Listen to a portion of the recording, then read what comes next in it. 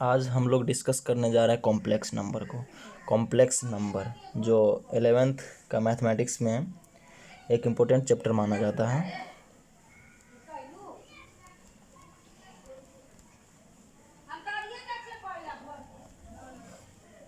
Complex number class 11th। Complex number होता क्या है वो हम बाद में डिस्कस करेंगे। सबसे पहले कॉम्प्लेक्स नंबर में हम लोग को जानना क्या ज़रूरी है उसको पहले जानते हैं, ठीक है। सबसे पहले हम लोग को इमेजिनरी, आप लोग समझते होंगे इमेजिनरी क्या है, घबराइए मत, अच्छे से हम उसको डिफाइन करते हैं आप लोगों के सामने। इमेजिनरी क्वांटिटीज, इमेजिनरी क्वांटिटीज को पहचानना ज़रूरी है, ठीक है बच्चों। क्लास 11th से पहले जब 10th में 9th में थे, किसी भी डिजिट को हम स्क्वायर करते थे, चाहे निगेटिव हो चाहे पॉजिटिव हो, तो मेरे आंसर पॉजिटिवली मिलता था। जैसे कि 3 का स्क्वायर करते थे, आंसर 9 मिलता था। -3 का स्क्वायर करते थे, उसके बाद भी 9 आंसर मिलता था। √5 का स्क्वायर करते थे, तो आप लोग को पता होगा कि स्क्वायर से रूट हट जाता है तो बचेगा अंदर वाली पार्ट 5। अगर मैं बोलूँ √5 का स्क्वायर करें, स्क्वायर से रूट हटा, minus square equal to positive होता है, आप लोग जानते हैं अच्छे से, तो इसका भी 5। अगर मैं ये बोलूँ रूट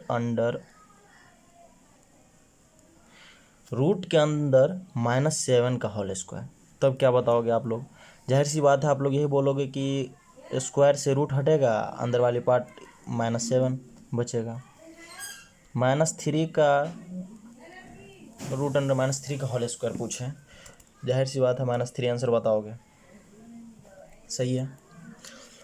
एक बात आप लोग हमेशा याद रखिएगा कि आई इजकल टू √1 ये फार्मूला होता है, ठीक है, बहुत इंपॉर्टेंट फार्मूला होता है, घबराइएगा नहीं। आया कहाँ से और आई का क्या यूज है वो हम अच्छे से आप लोग को बताते हैं।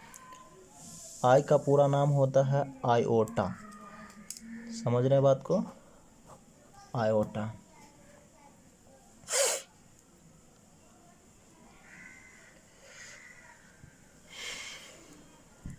एक एग्जाम्पल के लिए आप लोग को बता रहा हूँ कि √26, समझे, -26 को हम लिख सकते हैं ना, √26 मल्टीप्लाई √-1, ठीक है। हम आपको फॉर्मूला बताए थे कि आई इजकल टू √-1, इस जगह पे हम पुट कर देंगे √26, इस जगह पे हम आई को आयोटा पुट कर देंगे, ठीक है। This is my answer, okay. अब स्क्वायर रूट करते हैं, -25 रूट के अंदर है, ठीक है, तो इसको लिख सकते हैं इजीली 25 मल्टीप्लाई √-1 लिख सकते हैं। √25 का ये होगा तो इसका कितना हो जाएगा, रूट हो जाएगा इसका 5, √-1 का फॉर्मूला आयोटा होता है, इसका डायरेक्टली आप लिख सकते हैं 5i, ठीक है।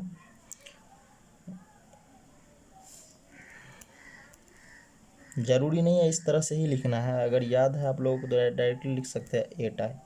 This is my answer, okay.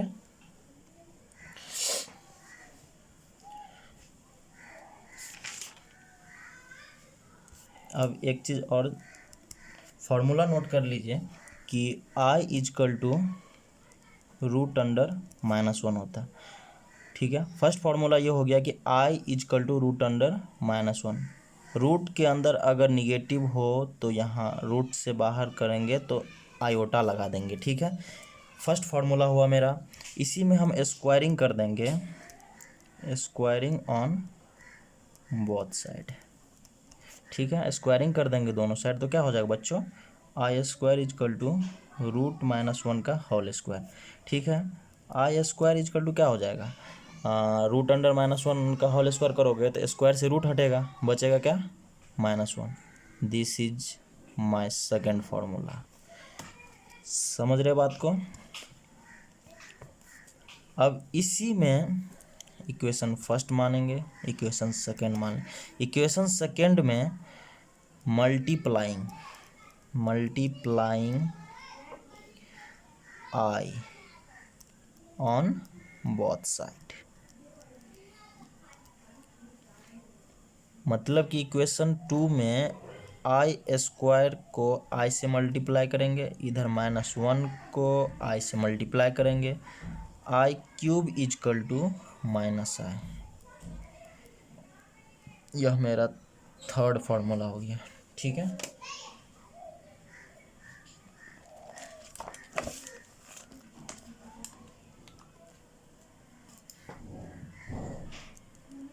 Equation 2 में अब आई स्क्वायर से मल्टीप्लाई कर देंगे, i square is equal to -1 is equal multiply i square. समझ रहे मेरी बात। I4 is equal to -1, i square का फार्मूला होता है -1, ठीक है। आई स्क्वायर इजकल टू जाहिर सी बात है 1 होगा। This is your fourth formula, समझ रहे हैं। अब फार्मूला को एक साथ नोट डाउन कर लेते हैं। I is equal to √(-1), i square is equal to -1, i cube is equal to -i, I4 is equal to 1। ये फार्मूला हमेशा आप लोग याद रखिएगा, ठीक है। अब डिस्कस करने जा रहे हैं हम कॉम्प्लेक्स नंबर को।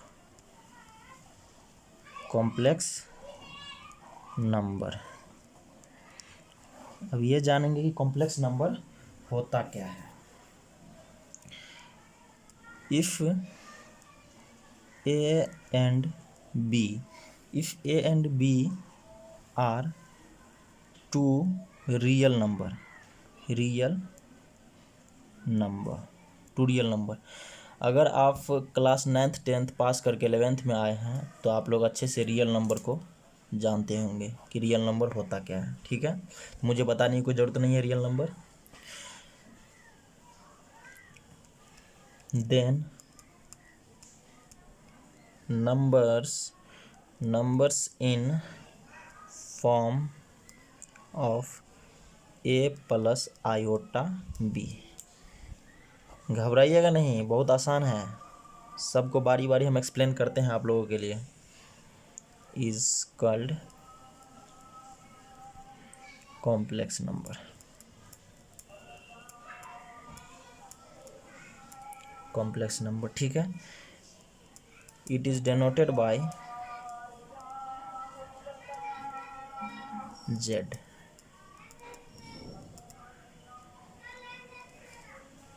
ठीक है, जेड को हम 3 तरीके से डिनोट कर सकते हैं।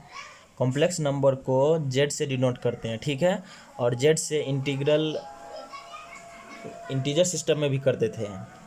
क्लास 11th में भी पढ़ेंगे आप लोग, जेड से मतलब इंटीजर सिस्टम को भी डिनोट किया जाता है, ठीक है। और इधर कॉम्प्लेक्स नंबर को जैसे कि Z equal to a + ib, ठीक है। अब इसमें रियल क्या है और इमेजिनरी क्या है, देखिए। a इजकल टू हो गया आपका रियल पार्ट ऑफ z, ठीक है।